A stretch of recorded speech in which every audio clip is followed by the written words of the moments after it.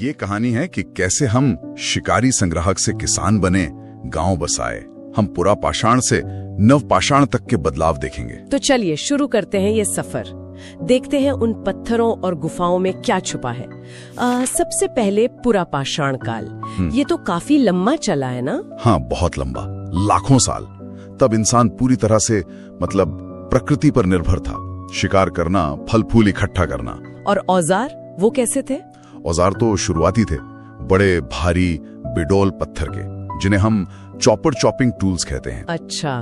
सोहन घाटी, बेलन घाटी जैसी जगहों पर इसके निशान मिलते हैं। फिर आया मध्यपुरा पाषाण काल। हाँ, उसमें क्या फर्क था? उसमें औजार थोड़े सुधरे, शल्क तकनीक आई, मतलब पत्थर से पतले धारदार टुकड़े निकालना। Okay, flakes. हाँ, फ्लेक्स।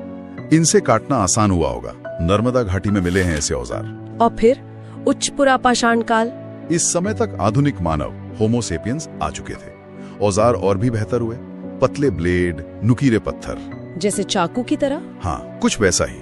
और इसी दौर की हैं भीमबेटका की गुफाएं। भीमबेटका, जहाँ वो शैल चित्र है, कमाल है। बिल्कुल, वो चित्र हमें उस समय के जीवन, उनकी सोच की झलक देते हैं। दुनिया तब काफी ठंडी थी, हिमयुक्ता। तो पुरा पाषाण में शिकारी जीवन, धीरे धीरे सुधरते औजार, फिर मौसम बदला और आया मध्य पाषाण काल। यहाँ क्या खास हुआ औजारों के अलावा?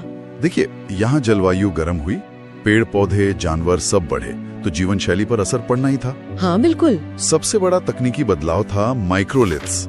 माइक्रोलिथ्स? हाँ। ये क्या थे? मतलब बहुत छोटे पत्थर के औजार, ज्यामितीय आकार के, त्रिकोण, चौकोर। अच्छा, इतने छोटे? हाँ, शायद इन्हें लकड़ी या हड्डी में लगाकर तीर की नोक या हंसिया जैसा कुछ बनाते होंगे। ओह, यानी ज्यादा कारगर हथियार। हाँ, शिकार और कटाई वगैरह में आसानी हुई। और एक और खास बात। क्या? इसी दौर में पशुपालन के शुरुआती संकेत मिलने लगते हैं। पशुपालन मध्य पाषाण में ही? हाँ, शुरुआती संकेत, जैसे मध्य प्रदेश में आदमगढ़, राजस्थान में बागोर। यहाँ जानवरों की हड्डियों के साथ माइक्रोलिथ्स मिले हैं। शायद ये पालतू बनाने की कोशिश रही हो। दिलचस्प। और गुजरात में लंगनाज, यूपी में सराय नाहर राय, ये भी इसी काल के हैं। जी हाँ, ये महत्वपूर्ण स्थल हैं। ठीक है। तो शिकार के साथ पशुपालन की हल्की शुरुआत। इसके बाद आया नव पाषाण काल। इसे तो क्रांति कहते हैं, क्यों भाई? अरे बिल्कुल सही, नव पाषाण क्रांति, ये नाम एकदम फिट बैठता है। ऐसा क्या हुआ? इंसान ने खेती करना सीख लिया। ये समझना कि बीज बोएंगे तो फसल उगेगी, ये बहुत बड़ा बदलाव था। सही बात है, मतलब अब वो खाना ढूंढने की बजाय खाना उगाने लगा। खाद्य संग्राहक से खाद्य उत्पादक बन गया। तो फिर तो जीवन पूरा बदल गया होगा। बिल्कुल। खेती के लिए एक जगह टिकना पड़ा, तो स्थायी बस्तियां बनी, गांव बसे। पशुपालन भी अब ठीक से होने लगा। और मिट्टी के बर्तन? हाँ, जरूरतें बढ़ी तो मिट्टी के बर्तन बनने लगे, अनाज रखने पकाने के लिए। पहले हाथ से, फिर शायद चाक पर भी। औजार भी अब घिसे हुए पॉलिश वाले बनने लगे, ज्यादा धारदार कुल्हाड़ियां वगैरह। स्थायी गांव, खेती, बर्तन, पॉलिशदार औजार। वाह, कौन सी जगह है जो इस क्रांति का सबूत देती हैं? परीक्षाओं के लिए जरूरी। सबसे अहम है मेहरगढ़, जो अब पाकिस्तान में है। यहाँ खेती पशुपालन के बहुत पुराने सबूत हैं। और भारत में? भारत में कश्मीर में बुर्जहोम और गुफकराल, वहाँ गड्ढों वाले घर मिले हैं, पिट ड्वेलिंग्स, शायद ठंड से बचने के लिए। गड्ढों वाले घर? अच्छा। और वहाँ कब्रों में मालिक के साथ कुत्ते भी दफनाए गए हैं। अरे, मालिक के साथ कुत्ते? और बाकी जगह? बिहार में चिरांद, वहाँ हड्डी के औजार बहुत मिले हैं। यूपी में कोल्हेवा और महागाड़ा, जहाँ से चावल के प्राचीनतम साक्ष्यों में से कुछ मिलते हैं। चावल? और दक्षिण भारत? दक्षिण में मस्की, ब्रह्मगिरी, पिकलीहल, वहाँ रागी जैसे अनाज उगाने और राख के टीले, ऐश माउंड्स मिले हैं। राख के टीले वो कैसे बने? शायद जहाँ मवेशी रखे जाते थे, वहाँ गोबर जमा होकर जल गया हो लंबे समय तक। समझ गया। तो ये था पाषाण काल का पूरा सफर, साधारण पत्थर के औजारों से शुरू होकर खेती और गांव बसाने तक। हाँ, और इन्हीं बदलावों ने आगे चलकर हड़प्पा जैसी सभ्यताओं की नींव रखी। हर काल की अपनी पहचान, अपने औजार, अपनी जगह। पुरा पाषाण के शिकारी, मध्य पाषाण के माइक्रोलिथ्स और नव पाषाण की क्रांति। बिल्कुल। और ये देखना कितना दिलचस्प है कि कैसे माहौल बदला, जरूरतें बदली और इंसान ने नई तकनीकें ईजाद। जहां इंसान ने पहली बार धातु का जादू समझा, ताम्रपाषाण युग। यानी कैल्कोलिथिक एज। वो दौर जब पत्थर के साथ साथ वो चमचमाते तांबे का इस्तेमाल शुरू हुआ। और देखिए, प्रतियोगी परीक्षाओं के लिए भी ये समझना बहुत जरूरी है कि इस एक खोज ने, मतलब तांबे ने, कैसे सब कुछ बदलना शुरू कर दिया। बिल्कुल, ये महज एक धातु की खोज नहीं थी। इसको ऐसे देखना चाहिए कि ये मानव विकास का एक बहुत बड़ा कदम था। हाँ। पत्थर के औजारों पर जो निर्भरता थी, उससे धातु की दुनिया में आना, इसने आने वाले भविष्य की नींव रखी। ये समझना जरूरी है कि ये बदलाव कैसे आया और इसके मायने क्या थे। तो इस युग की सबसे खास पहचान क्या मानी जाए? जाहिर है तांबा, है ना, इंसान द्वारा खोजी गई पहली धातु। हाँ बिल्कुल, तांबा ही। लेकिन क्या इसका असर सिर्फ नए औजारों तक ही सीमित था, या इसने मतलब उस वक्त के समाज को भी बदला? बहुत अच्छा सवाल है। देखिए, तांबे ने सिर्फ बेहतर और शायद ज्यादा टिकाऊ औजार ही नहीं दिए।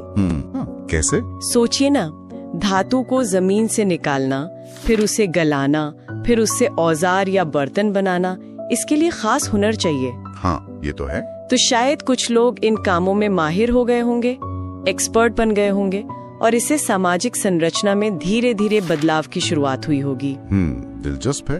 और इनके रहन सहन के बारे में क्या पता चलता है? हमने सुना है कि ये लोग ज्यादातर ग्रामीण समुदायों में रहते थे, कोई बड़े शहर नहीं थे इस वक्त। हाँ बिल्कुल, इस दौर के लोग ज्यादातर गाँवों में ही रहते थे।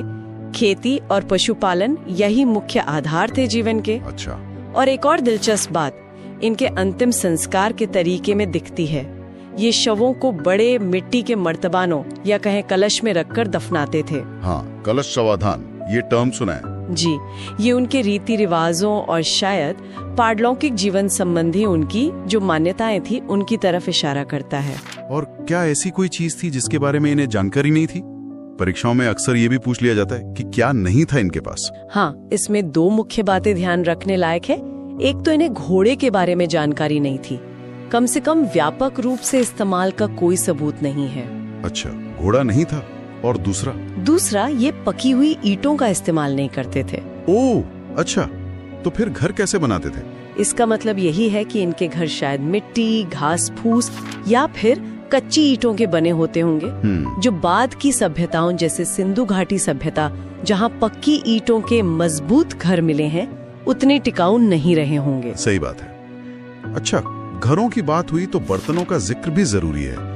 सुनने में आया है कि इनके मिट्टी के बर्तन भी खास थे, उनकी अपनी पहचान थी। बिल्कुल, पुरातत्वविदों के लिए मिट्टी के बर्तन तो एक तरह से उस काल के, आप कह सकती हैं, सिग्नेचर जैसे होते हैं। हाँ। ताम्रपाषाण युग की दो खास शैलियाँ मिलती हैं। एक तो है काले और लाल रंग के बर्तन, ब्लैक एंड रेड वेयर। ये कैसे होते थे? इनमें आमतौर पर अंदर और बर्तन के गले के पास का हिस्सा काला होता था और बाकी का बाहरी हिस्सा लाल। अच्छा, और दूसरी शैली? दूसरी है गेरुए रंग के बर्तन, ओक्रो कलर्ड पॉटरी, OCP। ये खासकर गंगा यमुना का जो दोआब क्षेत्र है, वहाँ ज्यादा मिले हैं। तो ये बर्तन न सिर्फ उनकी कला और तकनीक दिखाते हैं, बल्कि अलग अलग संस्कृतियों और शायद उनके बीच के व्यापारिक संपर्कों को समझने में भी मदद करते हैं। तो मतलब ये संस्कृति सिर्फ एक दो इलाकों तक सीमित नहीं थी, ये पूरे भारत में फैली हुई थी। हाँ, ये बहुत व्यापक थी, इसका फैलाव काफी बड़ा था। अगर हम पश्चिम की ओर देखें तो महाराष्ट्र में जोरवे संस्कृति पनपी। जोरवे संस्कृति? हाँ, यहाँ जोरवे, नेवासा, दायमाबाद और इनामगांव जैसे बहुत महत्वपूर्ण स्थल मिले हैं। दायमाबाद का नाम तो काफी सुना है। हाँ, दायमाबाद तो खास तौर पे उल्लेखनीय है क्योंकि यहाँ से कांसे की कुछ भारी वस्तुएं मिली हैं। कांसे की? ताम्रपाषाण युग में? जी हाँ, ये थोड़ा एडवांस्ड स्टेज दिखाता है। जैसे वो एक रथ चलाने वाले मनुष्य की आकृति मिली है और गैंडे, हाथी, भैंसे की भी ठोस आकृतियां मिली हैं। ये उस युग की उन्नत धातु तकनीक का सबूत पेश करती हैं। वाह, जबरदस्त।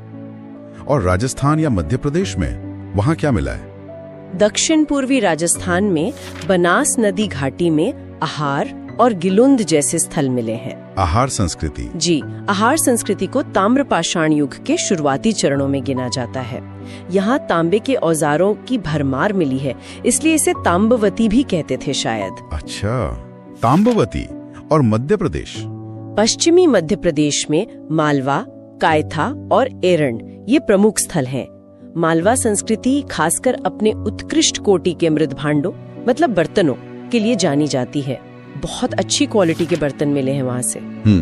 तो पश्चिम हो गया, मध्य भारत हो गया, पूर्वी भारत की तरफ भी इसके निशान मिले हैं क्या? जी हाँ, पूर्वी भारत में भी। बिहार में चिरांद और सोनपुर जैसे स्थल हैं, और पश्चिम बंगाल में पांडु राजा ढिबी जो बर्दवान जिले में है, और महिषादल मिदनापुर जिले में, इन जगहों से भी इस युग के प्रमाण मिले हैं।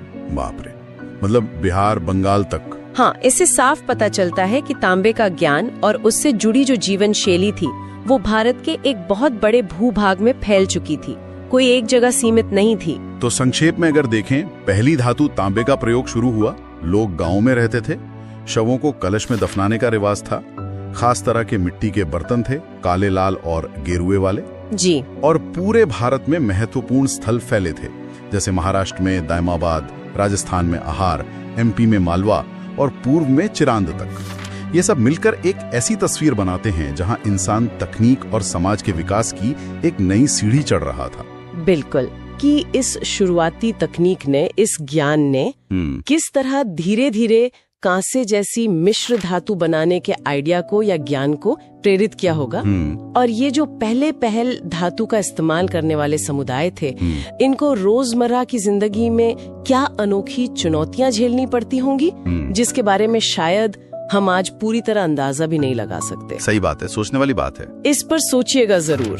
भारत के अतीत की गहराइयों में एक ऐसी सभ्यता की कहानी जो हजारों साल पुरानी है, सिंधु घाटी सभ्यता। बिल्कुल, सिंधु नदी के किनारे पनपी भारत की पहली ज्ञात शहरी संस्कृति। और कमाल की बात ये कि ये बहुत ही सुनियोजित थी। हाँ, और इसका नाम जॉन मार्शल ने दिया था, जो उस समय आर्कियोलॉजिकल सर्वे ऑफ इंडिया के हेड थे। सही कहा। और इसका फैलाव देखिए, भारत में पंजाब, हरियाणा, राजस्थान, पश्चिमी यूपी और उधर पाकिस्तान में पंजाब, सिंध, बलूचिस्तान तक, मतलब गजब का विस्तार था। बिल्कुल।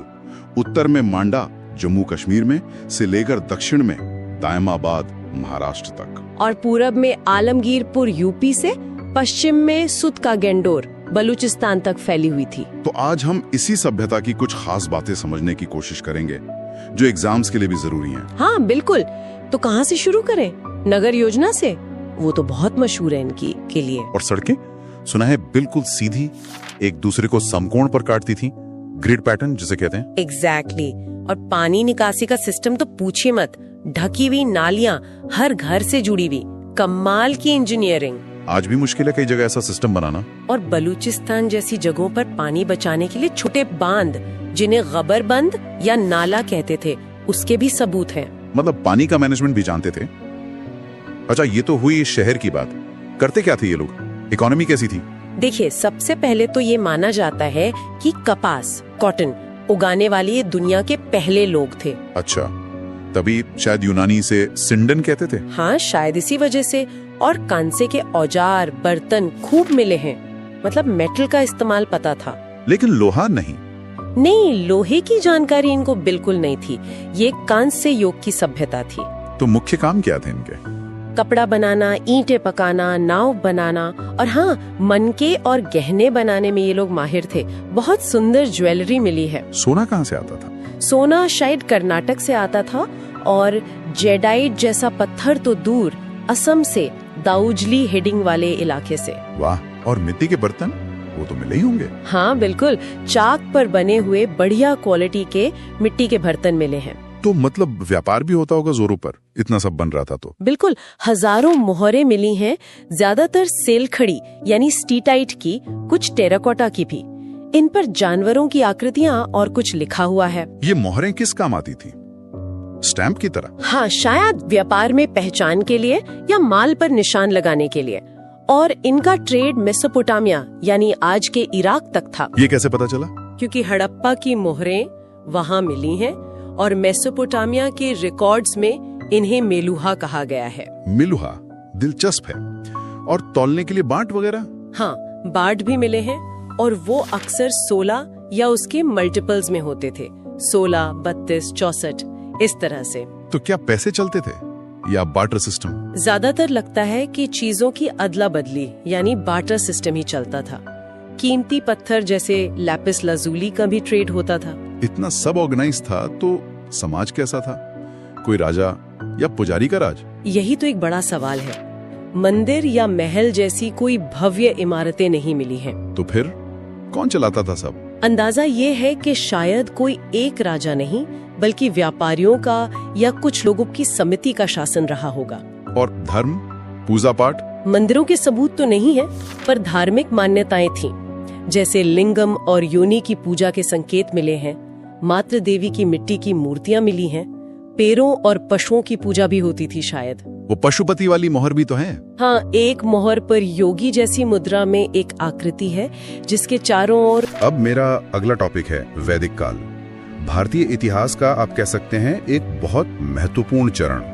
इसे समझने के लिए हम इसे दो हिस्सों में देखेंगे, पूर्व वैदिक या ऋग्वैदिक काल और फिर उत्तर वैदिक काल। हमारा मकसद है कि परीक्षा के नजरिए से जो मुख्य बातें हैं उन्हें जल्दी से दोहरा लिया जाए। तो पहले चलते हैं ऋग्वैदिक काल में। समाज की सबसे छोटी इकाई थी कुल, मतलब परिवार। कई कुल मिलकर ग्राम, फिर विश्व और सबसे ऊपर जन, है ना? और राजनीतिक फैसले के लिए दो संस्थाएं थीं, सभा और समिति। बड़ी फेमस थी ये। एक और जरूरी बात, इस दौर में महिलाओं की स्थिति भी ठीक थी। वो सभाओं में हिस्सा ले सकती थी। विधवा पुनर्विवाह भी होता था। और हाँ, गाय का बहुत महत्व था। उसे अघन्या कहते थे, मतलब हाँ, अघन्या यानी जिसे मारा न जाए। बिल्कुल। और ये ध्यान रखना जरूरी है कि ये समाज मुख्य रूप से पशुपालक था, मतलब अर्ध घुमंतु टाइप। अर्थव्यवस्था का आधार ही पशुपालन था। खेती उतनी महत्वपूर्ण नहीं थी शुरू में। देवता भी प्रकृति वाले ज्यादा थे। इंद्र, जिन्हें पुरंदर भी कहा गया, अग्नि, वरुण, सोम, ये प्रमुख थे। वर्ण व्यवस्था की भी शुरुआत यहीं दिखती है, ब्राह्मण, क्षत्रिय, वैश्य, शूद्र। लेकिन हाँ, ये समझना बहुत जरूरी है कि ये कर्म पर आधारित थी, जन्म पर नहीं, और उतनी कठोर भी नहीं थी। अच्छा, तो फिर उत्तर वैदिक काल में क्या बदला? सुना है काफी बड़े परिवर्तन हुए। हाँ बिल्कुल, यहीं से कहानी काफी बदल जाती है। देखिए, सबसे बड़ा बदलाव था लोहे का इस्तेमाल। वो शुरू हो गया। अब लोहे से जंगल साफ करना आसान हुआ तो खेती बढ़ी। तो जो समाज पहले पशुओं पर ज्यादा निर्भर था, वो अब कृषि प्रधान बन गया। चावल, गेहूं मुख्य फसलें हो गईं और लोग स्थायी रूप से बसने लगे। गांव, बस्तियां बनने लगीं। वो जो छोटे छोटे जन थे ना, वो मिलकर बड़े जनपद बन गए। राजा अब ज्यादा शक्तिशाली हो गया। सभा समिति का महत्व थोड़ा कम हो गया। और इसका समाज पर क्या असर पड़ा? फिर सीधा फर्क पड़ा होगा। हाँ बिल्कुल, सीधा असर पड़ा। वो जो वर्ण व्यवस्था पहले कर्म आधारित थी, वो अब जन्म पर आधारित हो गई, और ज्यादा कठोर भी। समाज एकदम 4 वर्णों में बट गया। इसी समय गोत्र व्यवस्था भी शुरू हुई, मतलब एक ही पूर्वज से अपनी उत्पत्ति मानना। महिलाओं की स्थिति में भी गिरावट आई। उनको सभाओं से बाहर कर दिया गया। शिक्षा के अवसर भी पहले से कम हो गए। और वो 4 आश्रमों की व्यवस्था, ब्रह्मचर्य, गृहस्थ, वानप्रस्थ, सन्यास, वो भी इसी दौर में स्थापित हुई। अच्छा, तो धर्म में भी बदलाव आए होंगे फिर तो? बिल्कुल। पहले जो यज्ञ वगैरह सरल थे, वो अब बहुत जटिल और खर्चीले हो गए। इससे क्या हुआ कि ब्राह्मण पुरोहितों का महत्व समाज में बहुत बढ़ गया। उनका प्रभाव बढ़ा। और बलि जो पहले ज्यादातर अपनी इच्छा से होती थी, वो अब एक तरह से अनिवार्य टैक्स जैसी हो गई। राजा की बढ़ती ताकत का संकेत था ये। देवता भी बदल गए। ऋग्वैदिक काल के इंद्र, अग्नि की जगह अब प्रजापति, मतलब सृष्टिकर्ता, विष्णु यानी पालक, और रुद्र जो शिव का एक रूप है, संहारक, ये ज्यादा महत्वपूर्ण हो गए। इस पूरे काल को समझने के लिए इसका साहित्य देखना भी तो जरूरी है। वेद तो सबने सुने ही है। हाँ, वेद तो इसकी नींव है। 4 वेद हैं। ऋग्वेद सबसे पुराना है, जिसमें देवताओं की स्तुतियां हैं। वो शुरुआती दौर की झलक देता है। फिर सामवेद, जिसमें उन्हीं स्तुतियों को गाने लायक बनाया गया। कह सकते हैं भारतीय संगीत का स्रोत। यजुर्वेद में यज्ञ करने की विधियां हैं। ये उत्तर वैदिक काल के बढ़ते कर्मकांड को दिखाता है। और अथर्ववेद, इसमें आपको जादू टोना, बीमारियां दूर करने के मंत्र, औषधियां मिलेंगी। ये आम लोगों के जीवन से ज्यादा जुड़ा लगता है। वेदों के अलावा भी तो और ग्रंथ है ना? हाँ, बहुत हैं। वेदों को समझने के लिए लिखे गए, जैसे ब्राह्मण ग्रंथ है, जो वेदों की गद्य में व्याख्या करते हैं, खासकर कर्म कांडों की। फिर आरण्यक है, जंगल की किताबें। इनमें दार्शनिक चिंतन ज्यादा है। और सबसे महत्वपूर्ण उपनिषद। इन्हें वेदांत भी कहते हैं क्योंकि ये वेदों के अंत में आते हैं और उनका सार है। इनमें आत्मा, ब्रह्म, कर्म, मोक्ष जैसे बहुत गहरे विषयों पर चर्चा है। यहीं से भारतीय दर्शन की सही मायने में शुरुआत होती है। फिर वेदांग भी हैं, 6 अंग हैं, शिक्षा, कल्प, व्याकरण, निरुक्त, छंद, ज्योतिष। ये वेदों को सही से पढ़ने समझने में मदद करते हैं। इनके अलावा पुराण है, उपवेद है, जैसे आयुर्वेद। ये सब उसी परंपरा का हिस्सा है। अच्छा, और इसी दौर में वो भारत के 6 प्रमुख दर्शन यानी षड्दर्शन भी उभरे थे। सही कहा। वैदिक काल के अंत तक ये 6 विचारधाराएं विकसित हो गई। न्याय, जो तर्क पर जोर देता है, वैशेषिक, अणु सिद्धांत वाला, सांख्य, जो दुनिया को पुरुष और प्रकृति से समझता है, ये सबसे पुराना माना जाता है। फिर योग, मन शरीर के नियंत्रण से मोक्ष वाला, पूर्व मीमांसा, जो कर्म कांड पर बल देता है, और उत्तर मीमांसा या वेदांत, जो ज्ञान और उपनिषदों पर केंद्रित है। ये दिखाता है कि उस युग में सिर्फ कर्मकांड ही नहीं बल्कि तर्क और ज्ञान पर भी कितना गहरा विचार हो रहा था। अब मेरा अगला टॉपिक है जैन धर्म।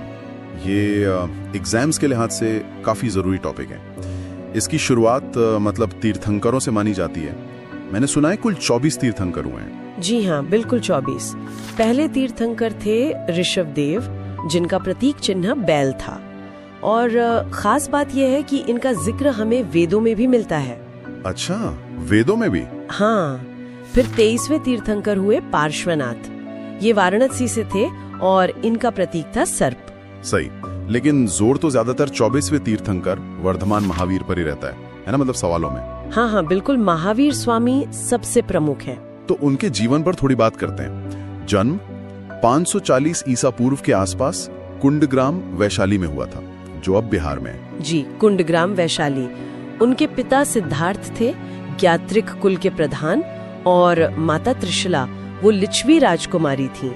हाँ, लिच्छवी गणराज्य उस जमाने का काफी शक्तिशाली राज्य था वो। बिल्कुल। महावीर की पत्नी का नाम यशोदा था और उनकी एक बेटी भी थी, अनुजा प्रियदर्शिनी। अच्छा, और ये भी सुना है कि उनके पहले शिष्य उनके दामाद ही थे, जमाली। हाँ, ये बात सही है। जमाली उनके पहले शिष्य बने। महावीर ने घर कब छोड़ा था? शायद 30 साल की उम्र में। हाँ, 30 वर्ष की आयु में उन्होंने सत्य की खोज में गृह त्याग किया था। तो फिर ज्ञान प्राप्ति, जिसे कैवल्य कहते हैं, वो कब हुई? कैवल्य, हाँ, ये उन्हें मिला 42 साल की उम्र में, मतलब पूरे 12 साल की कठोर तपस्या के बाद। जी, जृंभिक ग्राम के पास एक जगह थी, ऋजुपालिका नदी के तट पर।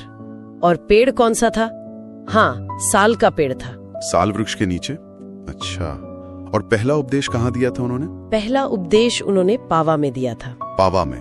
और निर्वाण मतलब देह त्याग? निर्वाण हुआ 72 वर्ष की आयु में 468 ईसा पूर्व में। जगह थी पावापुरी, ये भी बिहार में ही है। ओके। ज्ञान प्राप्ति के बाद उन्हें कुछ उपाधियां भी मिली थी, जैसे जिन। हाँ, जिन या जितेंद्रिय, मतलब इंद्रियों को जीतने वाला। और केवलिन भी कहा गया, यानी जिसे पूर्ण ज्ञान हो, कैवल्य प्राप्त हो गया हो। अच्छा, ये तो हुई महावीर के जीवन की बात। जी। अब थोड़ा जैन दर्शन पर आते हैं। जी। इसमें त्रिरत्न का जिक्र आता है बार बार, ये क्या है? जी, त्रिरत्न मतलब 3 रत्न। ये जैन दर्शन का आधार है। सम्यक ज्ञान यानी सही ज्ञान, सम्यक दर्शन मतलब सही विश्वास या नजरिया, और सम्यक चरित्र, और सम्यक चरित्र बिल्कुल सही आचरण। माना जाता है कि इन्हीं तीनों को फॉलो करके मोक्ष मिल सकता है। और इनके साथ ही 5 महाव्रत भी हैं, 5 व्रत। हाँ, 5 महाव्रत। इनमें है अहिंसा, मतलब किसी को चोट ना पहुंचाना। सत्य, हमेशा सच बोलना। अस्तेय, यानी चोरी न करना। और अपरिग्रह, संपत्ति जमा न करना। हाँ, जरूरत से ज्यादा संपत्ति इकट्ठा न करना। और 5वां है ब्रह्मचर्य, मतलब इंद्रियों पर संयम रखना। ये 5वां व्रत महावीर स्वामी ने जोड़ा था। पहले 4 पार्श्वनाथ के समय से थे। अच्छा, ब्रह्मचर्य महावीर ने जोड़ा, क्यों जोड़ा होगा? कोई खास वजह? हो सकता है उस समय के माहौल को देखते हुए, या फिर भिक्षु संघ को और ज्यादा अनुशासन में रखने के लिए इसकी जरूरत महसूस हुई हो। और जैन धर्म की जो मूल मान्यताएं हैं, ईश्वर के बारे में क्या सोच है? देखिए, जैन दर्शन आत्मा के अस्तित्व में विश्वास रखता है और कर्म के सिद्धांत में भी, मतलब जैसा कर्म वैसा फल। लेकिन ये ईश्वर को सृष्टि के रचयिता के तौर पर नहीं मानता। अच्छा, मतलब ईश्वर में विश्वास नहीं। सृष्टि बनाने वाले ईश्वर में नहीं, जीवन का लक्ष्य कर्मों के बंधन से मुक्त होकर मोक्ष पाना है, आत्मा को शुद्ध करना है। समझ गया। आगे चलकर जैन धर्म में दो हिस्से हो गए थे, श्वेतांबर और दिगंबर। ये क्यों हुआ? हाँ, ये विभाजन हुआ। मुख्य वजह थी अनुशासन और कपड़ों को लेकर मतभेद। जो श्वेतांबर थे वे स्थूलभद्र के अनुयायी माने जाते हैं और सफेद कपड़े पहनते हैं। श्वेतांबर मतलब सफेद वस्त्र वाले। बिल्कुल। और दिगंबर, जिनके प्रमुख भद्रबाहु थे, वो मानते थे कि मोक्ष के लिए वस्त्रों का पूरी तरह त्याग जरूरी है। दिग यानी दिशाएं, ही जिनका अंबर हो यानी वस्त्र। अच्छा, मतलब वो वस्त्र धारण नहीं करते। जी। एक कहानी ये भी है कि मगध में जब अकाल पड़ा तो भद्रबाहु अपने कुछ अनुयायियों और कहते हैं चंद्रगुप्त मौर्य के साथ दक्षिण भारत चले गए थे, कर्नाटक में श्रवणबेलगोला। जब वो लौटे तो यहाँ जो लोग रह गए थे उनसे नियम वगैरह को लेकर मतभेद बढ़ गए थे। ये चंद्रगुप्त मौर्य वाला एंगल भी है। खैर, जैन धर्म के इतिहास में दो बड़ी सभाएं भी हुई जिन्हें संगीति कहते हैं, जहाँ शायद ग्रंथों को इकट्ठा किया गया। हाँ, दो प्रमुख जैन संगीतियां हुई। पहली हुई थी पाटलिपुत्र में, आज के पटना में, लगभग 300 ईसा पूर्व के आसपास। अध्यक्ष कौन थे इसके? स्थूलभद्र। इसी संगीति में जैन धर्म के जो 12 अंग ग्रंथ हैं उनका संकलन शुरू हुआ। ये मुख्य ग्रंथ हैं। ओके। और दूसरी संगीति? दूसरी संगीति काफी बाद में हुई, 512 ईस्वी में। ये हुई वल्लभी में, गुजरात में, और इसके अध्यक्ष थे देवर्धि क्षमाश्रमण। अच्छा, वल्लभी गुजरात। इसमें क्या हुआ? इसमें जो 12 अंग थे और साथ में 12 उपांग, जो अंगों की तरह से व्याख्याएं हैं, उनको अंतिम रूप दिया गया, मतलब फाइनली लिख लिया गया। ये दोनों संगीतियां, उनके स्थान और अध्यक्ष अक्सर पूछे जाते हैं परीक्षाओं में। हाँ, ये तो इम्पोर्टेंट है। अब थोड़ी बात करते हैं जैन कला और वास्तुकला की। कौन से राजाओं ने इसे बढ़ावा दिया? कई राजाओं ने इसे संरक्षण दिया, जैसे मौर्य सम्राट चंद्रगुप्त मौर्य का नाम आता है, बिंदुसार का भी। फिर कलिंग के राजा खारमेल का नाम बहुत महत्वपूर्ण है। खारवेल, हाँ, उनका हाथी गुम्फा अभिलेख। बिल्कुल। उसी से पता चलता है इनके समय में जैन कला खूब फली फूली। कर्नाटक में श्रवणबेलगोला में भगवान बाहुबली की विशाल मूर्ति है, गोमतेश्वर भी कहते हैं। वो तो बहुत ही प्रसिद्ध है। हाँ, वो तो बहुत ऊंची मूर्ति है, एक ही पत्थर से बनी हुई। जी। फिर ओडिशा में राजा खारवेल ने उदयगिरी और खंडगिरी की गुफाएं बनवाई, वो भी जैन भिक्षुओं के लिए थी। हाथी गुम्फा शिलालेख तो वही है। और राजस्थान में वो दिलवाड़ा मंदिर? हाँ, राजस्थान में माउंट आबू पर दिलवाड़ा के जैन मंदिर, वो तो संगमरमर की नक्काशी के लिए दुनिया भर में मशहूर है। उन्हें विमल शाह जैसे मंत्रियों ने बनवाया था, जो सोलंकी राजाओं के मंत्री थे। कमाल की कारीगरी है वहाँ। जैन मठों को बस्ती भी कहते हैं शायद। हाँ, दक्षिण भारत में खासकर जैन मठों या बस्तियों के लिए बस्ती शब्द इस्तेमाल होता है। तो कुल मिला के देखें तो जैन धर्म का भारतीय दर्शन, कला, संस्कृति सब पर एक गहरा असर रहा है। निश्चित रूप से। अहिंसा का सिद्धांत हो या उनकी वास्तुकला, सब में उनकी छाप दिखती है। तो आज हमने जैन धर्म के प्रमुख तीर्थंकरों, खासकर महावीर स्वामी के जीवन को समझा, उनके दर्शन में त्रिरत्न और पंच महाव्रत देखे, श्वेतांबर दिगंबर का विभाजन जाना, महत्वपूर्ण संगीतियों पर बात की और जैन वास्तुकला के कुछ खास उदाहरण भी देखे। जी, एक अच्छी रिविजन हो गई इन सब पॉइंट्स के। इस चर्चा को सुनने के लिए धन्यवाद। अब एक सवाल जो दिमाग में आता है, क्या आज के समय में जहाँ इतनी हिंसा है, चीजें जमा करने की होड़ है, जैन धर्म के जो सिद्धांत हैं, अहिंसा और अपरिग्रह वाले, क्या वो पहले से भी ज्यादा जरूरी, ज्यादा प्रासंगिक नहीं हो गए हैं? सोचने वाली बात है। अगला विषय है बौद्ध धर्म। जी। ये प्रतियोगी परीक्षाओं के लिए, मतलब एसएससी, यूपीएससी वगैरह के लिए एक बहुत ही महत्वपूर्ण टॉपिक है। तो चलिए इसके मुख्य पहलुओं को समझते हैं। सबसे पहले गौतम बुद्ध के जीवन की जो प्रमुख घटनाएं हैं उन पर एक नजर डालते हैं। जी। उनका जन्म 563 ईसा पूर्व लुम्बिनी में हुआ था, कपिलवस्तु के पास, शाक्य कुल में। हाँ, पिता शुद्धोधन और माता महामाया, लेकिन उनका पालन पोषण उनकी सौतेली माँ प्रजापति गौतमी ने किया था। अच्छा, और पत्नी यशोधरा, पुत्र राहुल, यहाँ तक तो ठीक है, सामान्य जानकारी। लेकिन जो अहम बात है वो है 29 साल की उम्र में उनका घर छोड़ना। जी, महाभिनिष्क्रमण। हाँ, महाभिनिष्क्रमण। ये एक बहुत बड़ा कदम था। बिल्कुल। और ये सिर्फ घर छोड़ना नहीं था, ये असल में सत्य की खोज का पहला बड़ा कदम था। उनके साथ उनका घोड़ा कंथक और सारथी चन्ना थे। ये नाम भी कभी कभी पूछ लिए जाते हैं। अच्छा। फिर 35 की उम्र में उन्हें ज्ञान मिला उरुवेला में, जो गया के पास है, निरंजना नदी के किनारे बोधि वृक्ष के नीचे, जिसे निर्वाण कहा गया। जी, निर्वाण। यहीं पर सिद्धार्थ गौतम बुद्ध बने। और ज्ञान मिलने के बाद पहला उपदेश वो सारनाथ में दिया था। हाँ, सारनाथ, जिसे ऋषि पत्तन या मृगदाव भी कहते हैं। और उस पहले उपदेश को धर्म चक्र प्रवर्तन कहते हैं, मतलब धर्म के पहिए को चलाना। बिल्कुल सही। और अंत में 483 ईसा पूर्व कुशीनगर में उनका महापरिनिर्वाण हुआ, यानी उनकी मृत्यु। जी। और इन सभी घटनाओं से जुड़े कुछ प्रतीक भी हैं जो अक्सर एग्जाम्स में आते हैं। हाँ, वो प्रतीक जैसे जन्म के लिए कमल या बैल, ग्रह त्याग के लिए घोड़ा, ज्ञान के लिए बोधि वृक्ष, अच्छा, पहले उपदेश के लिए चक्र और महापरिनिर्वाण के लिए स्तूप। ये याद रखने जरूरी हैं, घटनाओं से जोड़कर। हाँ बिल्कुल, सीधा सवाल बन जाता है इनसे। चलिए अब थोड़ा ग्रंथों की बात करते हैं।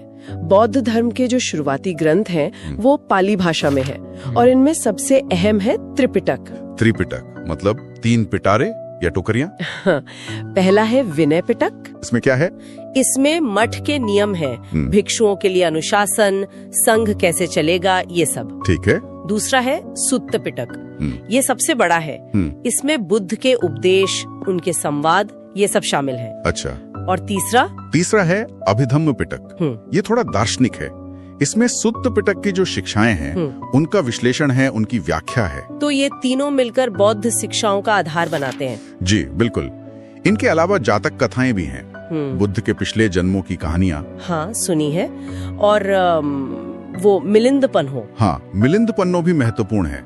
इसमें यूनानी राजा मिनांडर और बौद्ध भिक्षु नागसेन के बीच प्रश्नोत्तर हैं, काफी रोचक है। कुछ खास शब्द भी हैं जो बार बार आते हैं, जैसे चैत्य, विहार। जरूर। चैत्य होता है पूजा का हॉल या स्थल, विहार होता है भिक्षुओं के रहने की जगह, मतलब मठ। और स्तूप वो गुंबद जैसी संरचना होती है जहाँ बुद्ध या किसी बड़े भिक्षु के अवशेष रखे जाते हैं, जैसे सांची, सारनाथ, बरहूत अमरावती में है। रामभर स्तूप भी है कुशीनगर में। हाँ, और केसरिया बिहार में। और एक शब्द है बोधिसत्व। बोधिसत्व ये क्या है? ये महायान शाखा का एक महत्वपूर्ण विचार है। बोधिसत्व वो हैं जो बुद्धत्व के रास्ते पर हैं, लेकिन अपना निर्वाण टाल देते हैं ताकि दूसरों की मुक्ति में मदद कर सकें। अच्छा, अब आते हैं बौद्ध संगीतियों पर, मतलब काउंसिल्स पर। ये क्यों हुई थी? ये सभाएं मुख्य रूप से बुद्ध के उपदेशों को इकट्ठा करने, उनमें अगर कोई मतभेद हो तो उसे दूर करने और उन्हें सुरक्षित रखने के लिए हुई। 4 प्रमुख संगीतियां मानी जाती हैं। पहली हुई थी 483 ईसा पूर्व में, बुद्ध के महापरिनिर्वाण के तुरंत बाद राजगृह में। जी, अजातशत्रु उस समय संरक्षक थे और अध्यक्ष थे महाकश्यप। यहीं पर विनय और सुत्त पिटक को संकलित किया गया। फिर दूसरी ठीक 100 साल बाद 383 ईसा पूर्व वैशाली में हुई। कालाशोक के समय अध्यक्ष थे सबकामी। यहाँ क्या हुआ? यहाँ अनुशासन के कुछ नियमों पर मतभेद हुआ और संघ 2 हिस्सों में बढ़ गया, स्थविरवादिन और महासांगिक। ये आगे चलकर बड़े संप्रदायों का आधार बने। अच्छा, तीसरी संगीति पाटलिपुत्र में हुई सम्राट अशोक के समय, लगभग 250 ईसा पूर्व। हाँ, अध्यक्ष थे मोगलीपुत्र तिस। इसमें अभिधम्म पिटक को अंतिम रूप दिया गया। और चौथी? वो तो काफी बाद में हुई। जी, चौथी हुई कश्मीर के कुंडलवन में, कनिष्क के समय, लगभग 72 ईस्वी। वसुमित्र अध्यक्ष थे और अश्वघोष उपाध्यक्ष। और यहीं पर बौद्ध धर्म स्पष्ट रूप से हीनयान और महायान में बढ़ गया है ना? बिल्कुल, यहीं ये विभाजन पक्का हो गया। तो ये हीनयान और महायान, इनमें मुख्य अंतर क्या था? देखिए, हीनयान मतलब छोटा वाहन, ये बुद्ध की जो मूल शिक्षाएं थी उन्हीं पर जोर देता था। व्यक्तिगत मुक्ति मतलब अरहत बनना। अच्छा। ये लोग पाली भाषा का प्रयोग करते थे और बुद्ध को एक महापुरुष मानते थे, ईश्वर नहीं। मूर्ति पूजा नहीं करते थे। और महायान यानी बड़ा वाहन, इसमें बोधिसत्व की अवधारणा आई, जो हमने अभी बात की, सभी प्राणियों की मुक्ति का लक्ष्य। इन्होंने संस्कृत का प्रयोग ज्यादा किया और बुद्ध की मूर्ति पूजा भी शुरू की। बाद में एक और शाखा आई, वज्रयान, जिसमें थोड़ा तांत्रिक प्रभाव भी दिखता है। समझ गई। अब आखिर में बौद्ध धर्म का जो मूल दर्शन है, 4 आर्य सत्य, ये क्या है? ये बुद्ध के ज्ञान का सार है, बहुत महत्वपूर्ण। पहला सत्य, संसार में दुख है, मतलब जीवन में दुख मौजूद है। दुख, ठीक है। दूसरा, दुख का कारण है और वो कारण है तृष्णा, यानी इच्छा, लगाव, आसक्ति। दुख समुदाय। अच्छा, इच्छा ही दुख का कारण है। तीसरा, दुख का निवारण संभव है, इस दुख को खत्म किया जा सकता है, इसे कहते हैं दुख निरोध यानी निर्वाण। और चौथा? चौथा, इस दुख निरोध तक पहुंचने का एक मार्ग है, दुख निरोध गामिनी प्रतिपदा। और वही मार्ग है अष्टांगिक मार्ग, है ना, द 8-fold पाथ। बिल्कुल, 8 अंगों वाला मार्ग। सम्यक दृष्टि, सम्यक संकल्प, सम्यक वाक, सम्यक कर्मांत, सम्यक आजीव, सम्यक व्यायाम, सम्यक स्मृति और सम्यक समाधि। सही समझ, सही इरादा, सही वचन, सही कर्म, सही जीविका, सही प्रयास, सही सजगता और सही एकाग्रता। ये सिर्फ नियम नहीं बल्कि जीने का एक तरीका है। हाँ, एक संतुलित व्यवहारिक तरीका जो निर्वाण की ओर ले जाता है। ये दिखाता है कि बौद्ध धर्म सिर्फ पूजा पाठ नहीं, एक गहरा दर्शन भी है। तो ये थी बौद्ध धर्म से जुड़ी कुछ खास बातें जो परीक्षा की तैयारी में यकीनन मदद करेंगी। जी हाँ, और इन्हें सिर्फ रटना नहीं है बल्कि इनके आपसी कनेक्शन को समझना जरूरी है। सही कहा। जैसे ये सोचना कि कैसे एक राजकुमार की व्यक्तिगत खोज एक विश्व धर्म बन गई, जिसके सिद्धांत आज भी कितने प्रासंगिक हैं। ये सोचने वाली बात है कि 2500 साल पुराने दुख और उसके निवारण के ये सिद्धांत आज की भागदौड़ भरी जिंदगी में भी कितने फिट बैठते हैं। अब मेरा अगला टॉपिक है महाजनपद। ये प्राचीन भारत के इतिहास का एक अहम हिस्सा है और खासकर उन लोगों के लिए जो प्रतियोगी परीक्षाओं की तैयारी कर रहे हैं, जैसे SSC, UPSC या फिर स्टेट PCS वगैरह। हाँ बिल्कुल, ये 6ठी शताब्दी ईसा पूर्व के आसपास का समय था जब भारत में अलग अलग हिस्सों में कई बड़े शक्तिशाली राज्य उभर कर आए। उन्हीं को महाजनपद कहा गया और हाँ, इनकी संख्या कुल 16 मानी जाती है। 16 महाजनपद, ठीक है। तो आज हम इन्हीं पर थोड़ी गहराई से बात करेंगे ताकि परीक्षा के नजरिए से जो जरूरी बातें हैं वो समझ आ जाएं। जी, कोशिश यही रहेगी। तो सबसे पहले ये कि हमें इनके बारे में पता कहाँ से चलता है, मतलब ये जो 16 की संख्या है ये कहाँ मिलती है? देखिए, जानकारी के मुख्य स्रोत तो प्राचीन धार्मिक ग्रंथ ही हैं, जैसे बौद्ध साहित्य है, जैन साहित्य है, उनमें इनका जिक्र मिलता है। अच्छा। हाँ, और कुछ पुराने व्याकरण से जुड़े लेखों में भी इनके नाम आते हैं। आमतौर पर ज्यादातर जगहों पर 16 महाजनपदों की सूची मिलती है, हालांकि एक आध जगह संख्या थोड़ी कम ज्यादा भी बताई गई है, पर परीक्षाओं के लिए 16 ही महत्वपूर्ण है। ठीक है, समझ गई।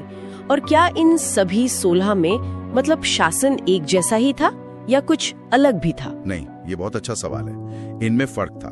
ज्यादातर में तो राजतंत्र था, मतलब राजा का शासन। जैसा हम आमतौर पर सोचते हैं। हाँ, लेकिन कुछ महाजनपद ऐसे भी थे जो गणतंत्रीय थे, जिन्हें हम रिपब्लिक कह सकते हैं आज की भाषा में। गणतंत्र उस जमाने में, ये तो बड़ी दिलचस्प बात है। ये कैसे काम करते थे फिर? हाँ, ये खास है। गणतंत्रों में क्या था कि शासन किसी एक राजा के हाथ में नहीं था, बल्कि लोगों का कोई समूह या एक संघ, वो मिलकर शासन चलाता था। फैसले साथ में लिए जाते थे। अच्छा, उदाहरण है कोई इसके? बिल्कुल, वज्जी और मल्ल, ये 2 तो बहुत प्रमुख उदाहरण हैं गणराज्यों के। कुछ विद्वान मानते हैं कि कुरु और कंबोज में भी गणतंत्र जैसी व्यवस्था रही होगी। तो ये दिखाता है कि उस वक्त भी शासन के अलग अलग तरीके मौजूद थे। वाह, ये जानना तो बहुत जरूरी है। चलिए अब जरा कुछ प्रमुख महाजनपदों और उनके आज के इलाकों पर नजर डालते हैं ताकि याद रखने में आसानी हो।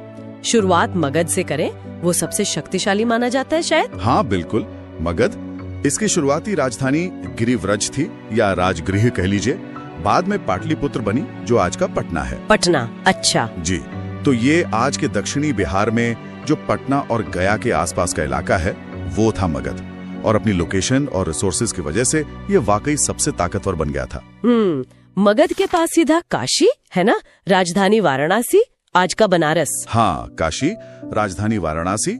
कहते हैं इसका नाम वरुणा और 80 नदियों के संगम के वजह से पड़ा। अच्छा, वरुणा और 80, इसीलिए वाराणसी, ठीक है। बिल्कुल। फिर गंगा के मैदानी इलाकों में और भी थे, जैसे कोसल था, राजधानी श्रावस्ती, ये आज के पूर्वी उत्तर प्रदेश वाला इलाका है। पूर्वी उत्तर प्रदेश। और वत्स था, राजधानी कौशाम्बी, ये आज के प्रयागराज मतलब इलाहाबाद के पास था। ये सब राज्य अपनी उपजाऊ जमीन और व्यापार के रास्तों की वजह से काफी महत्वपूर्ण थे। सही। अच्छा, मध्य भारत की तरफ आए तो अवंती का नाम सुना है? हाँ, अवंती ये भी बड़ा महाजनपद था। इसकी 2 राजधानियां थी, उत्तरी हिस्से की उज्जैनी और दक्षिणी हिस्से की माहिष्मती। 2 राजधानियां। जी, ये आज का जो मालवा क्षेत्र है मध्य प्रदेश का, वो इलाका था। और उज्जैनी यानी आज का उज्जैन, वो उस समय व्यापार और संस्कृति का बहुत बड़ा केंद्र था, बहुत महत्वपूर्ण शहर। उज्जैन, समझ गए। और अगर हम उत्तर पश्चिम की तरफ देखें तो उधर कौन से थे? उत्तर पश्चिम सीमा पर जाएं तो गांधार था, राजधानी तक्षशिला। तक्षशिला, वो तो शिक्षा का बहुत बड़ा केंद्र था, है ना? बिल्कुल, विश्व प्रसिद्ध केंद्र था शिक्षा का। ये आज पाकिस्तान में है, रावलपिंडी के पास। और इसी के पास था कंबोज, राजधानी पूंछ या हटक बताई जाती है। कंबोज, ये कहाँ पड़ता होगा आज? ये आज का जो कश्मीर का राजौरी और पाकिस्तान का हजारा क्षेत्र है, वो इलाका। कंबोज अपने घोड़ों के लिए बहुत मशहूर था और संभवतः ये भी एक गणतंत्र रहा हो। घोड़ों के लिए? अच्छा। और वो गणराज्य जिनका आपने पहले जिक्र किया था, वज्जी और मल? हाँ, वज्जी संघ, इसकी राजधानी वैशाली थी। आज के उत्तरी बिहार में ये 8 कुलों का एक बड़ा मजबूत संघ था। इसमें लिच्छवी सबसे प्रमुख थे। ये अपनी गणतांत्रिक व्यवस्था के लिए ही जाना जाता था। 8 कुलों का संघ वज्जी, ठीक है। और मल? हाँ, मल भी एक गणराज्य था। इसकी 2 राजधानियां थी, कुशीनारा और पावा। ये आज के पूर्वी उत्तर प्रदेश में देवरिया जिले के आसपास का क्षेत्र है। बौद्ध इतिहास में भी इन दोनों जगहों का बड़ा महत्व है। हाँ, कुशीनगर और पावापुरी, बिल्कुल। अच्छा, क्या कोई महाजनपद दक्षिण भारत में भी था? मुझे याद नहीं आ रहा। हाँ, एक था। सिर्फ एक महाजनपद दक्षिण में था, अश्मक या अस्सक भी कहते हैं इसे। अश्मक कहाँ पर था ये? ये गोदावरी नदी के किनारे बसा था। राजधानी थी पोतन या पोटली। ये इकलौता महाजनपद था जो विंध्य पर्वत के दक्षिण में स्थित था। ओह, ये तो खास बात है। दक्षिण का इकलौता महाजनपद अश्मक, ठीक है। और बाकी जो रह गए उनका भी नाम बता दीजिए संक्षिप्त में। जी बिल्कुल। अंग था, राजधानी चंपा, आज का पूर्वी बिहार। शूरसेन था, राजधानी मथुरा, आज का मथुरा क्षेत्र। पांचाल था, पश्चिमी उत्तर प्रदेश में। इसकी भी 2 राजधानियां थीं, अहिच्छत्र और काम्पिल्ले। कुरु था, राजधानी इंद्रप्रस्थ, आज का दिल्ली मेरठ वाला इलाका। मत्स्य था, राजधानी विराटनगर, आज का जयपुर क्षेत्र। और चेदी था, राजधानी सोत्थिवती या सुक्तिमती, आज का बुंदेलखंड क्षेत्र। ठीक है, तो ये हो गए पूरे 16। बहुत अच्छे से समझ आ गया। तो अगर हम मोटी मोटी बातें याद रखें तो मगध का सबसे शक्तिशाली होना, वज्जी और मल जैसे गणराज्यों का अस्तित्व, काशी का महत्व, अवंती का उज्जैन शहर और दक्षिण में अश्मक, ये कुछ खास पॉइंट है। बिल्कुल सही, ये मुख्य बातें हैं जो याद रखनी चाहिए। और ये सोचना भी बड़ा रोचक है कि कैसे इन हजारों साल पुराने राज्यों और शहरों के नाम आज भी हमारे भूगोल का, हमारे इतिहास का हिस्सा हैं। इनकी विरासत कहीं ना कहीं आज भी जिंदा है। अच्छा, तो अब मेरा अगला विषय है मगध साम्राज्य। ये उन 16 महाजनपदों में से एक था। चलिए इस पर थोड़ी गहराई से बात करते हैं। बिल्कुल, मगध का अध्ययन जरूरी है क्योंकि इसने भारत के पहले, आप कह सकते हैं, बड़े साम्राज्य की नींव रखी। देखिए, किसी भी शक्ति के उदय के पीछे कई कारण होते हैं, है ना? मगध के मामले में देखें तो उसकी भौगोलिक स्थिति, जो नेचुरल रिसोर्सेज थे, और हाँ, जो शासक थे, उनकी नीतियां, इन सब ने मिलकर इसे एक प्रमुख ताकत बनाया। हाँ, जैसे आपने भौगोलिक स्थिति की बात की, इनकी राजधानियों को ही देखें। पहले राजगृह 5 पहाड़ियों से घिरा हुआ, मतलब एक तरह से नेचुरल किला। बिल्कुल बिल्कुल, सुरक्षा की दृष्टि से बहुत महत्वपूर्ण। और फिर बाद में पाटलिपुत्र, वो गंगा और सोम नदियों के संगम पर थी। तो ये तो व्यापार और जलमार्ग दोनों के लिए एकदम सही जगह होगी ना? एकदम सही कहा आपने। नदियों से आना जाना, व्यापार सब आसान हुआ और सुरक्षा तो थी ही। और एक बहुत बड़ी बात जो अक्सर डिस्कस होती है, वो है लोहे के भंडार। हाँ, लौह अयस्क। जी, इस इलाके में लोहा आसानी से उपलब्ध था। तो इससे क्या हुआ? बेहतर हथियार बने, खेती के लिए अच्छे औजार बने, तो जाहिर है फौजी ताकत भी बढ़ी और खेती में प्रोडक्शन भी बढ़ा, जिससे बड़ी सेना रखना आसान हो गया। अच्छा, तो ये तो हुई लोकेशन और रिसोर्सेज की बात। अब आते हैं राजवंशों पर। हर्यंक वंश से शुरुआत हुई थी, है ना? बिंबिसार। हाँ, हर्यंक वंश, बिंबिसार इसके प्रमुख शासक थे। उन्होंने अंग राज्य को जीता था और आसपास के जो राज्य थे जैसे कोसल, लिच्छवी, मद्र, उनसे वैवाहिक संबंध बनाए। मतलब डिप्लोमेसी और युद्ध दोनों का इस्तेमाल किया अपनी स्थिति मजबूत करने के लिए। काफी रणनीतिक चालें थी। बिल्कुल। फिर उनके बेटे आए, अजात शत्रु। इनके बारे में कहा जाता है कि इन्होंने अपने पिता की हत्या करके गद्दी हासिल की थी। अजातशत्रु ने भी विस्तार जारी रखा। काशी और जो समय का शक्तिशाली वज्जी संघ था, वैशाली वाला, उसको हराया। ये भी सुनने में आता है कि युद्ध में कुछ नई तकनीकें इस्तेमाल की, जैसे वो रथ मूसल और महाशिला कंटक जैसे कुछ इंजिन्स, और किलों की घेराबंदी भी की।